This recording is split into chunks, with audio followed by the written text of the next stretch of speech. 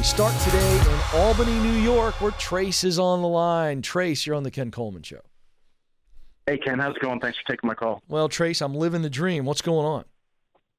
So I currently work for a great company, have a great job, I make a good salary, but I was reached out to from a recruiter with an opportunity for a vice president position, making about $25,000, $30,000 more than what I currently make. Mm-hmm. But my company's been very, very good to me, and I have some loyalty to them. They allowed me to move across the country and work from home for my family's benefits. So I'm trying to debate, do I remain loyal or do I kind of go after maybe a better opportunity for a larger salary? Yeah, I want you to just listen to what you just said, because I get this call a lot, and I'm so glad you called today, because what you've presented to me is, Ken, do I be loyal or do I take a really good opportunity?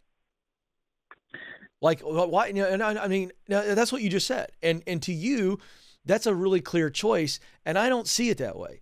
I see it as, this isn't about loyalty. This is about you moving forward and advancing in the work you love.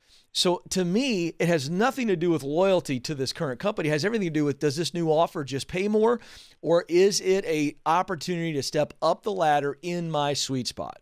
Now, that's what I want to know. So let's just walk through the three qualifiers. Trace, does this new opportunity allow you to use what you do best? Yes. Does this new opportunity allow you to do work that you really, really love? Yeah. Does this new opportunity create results that mean something to you? At the end of your day and week, you're going to go, this was work that was meaningful to me. It created results that matter deeply to me. Yes. Well, then it's in your sweet spot, and it's going to pay you $25,000 to $30,000 more.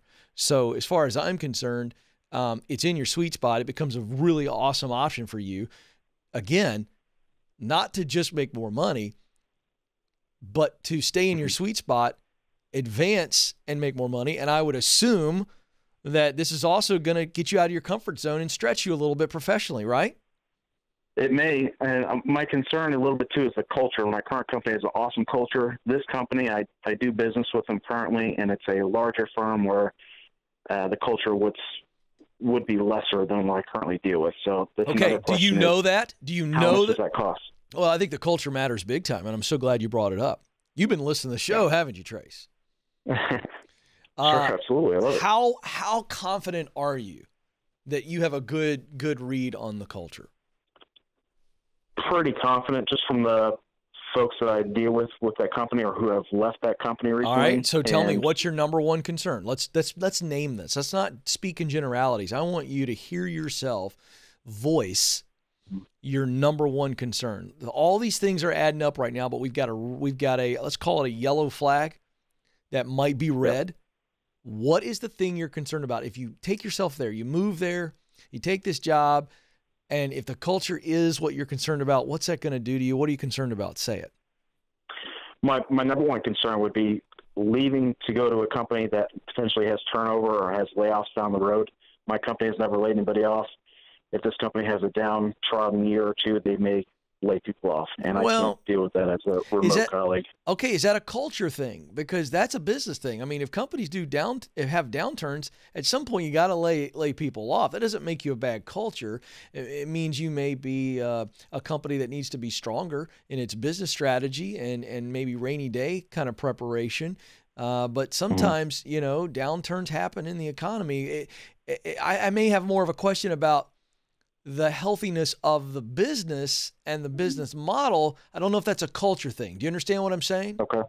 Yeah, absolutely. So is that your number one concern?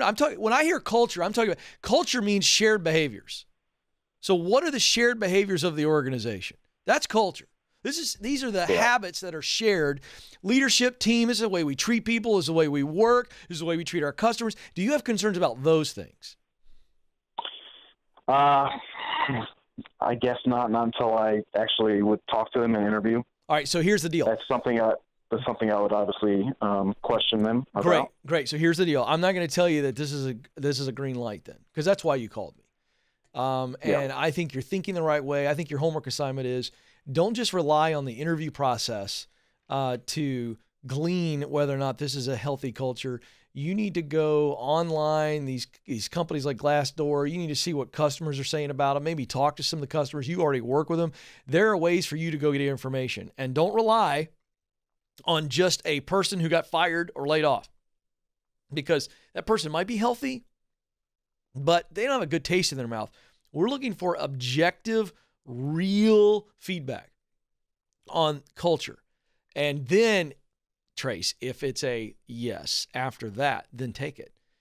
Because I still feel like a lot of what you're worried about is this company that you're with now has been so good to you and has given you so much opportunity, so much flexibility, and you feel like you're going to be a jerk if you say, hey, guys, it's been good, but deuces, I'm out. And that's not the case. You don't need to feel bad for taking a wonderful opportunity. So I think there's two things you're wrestling with.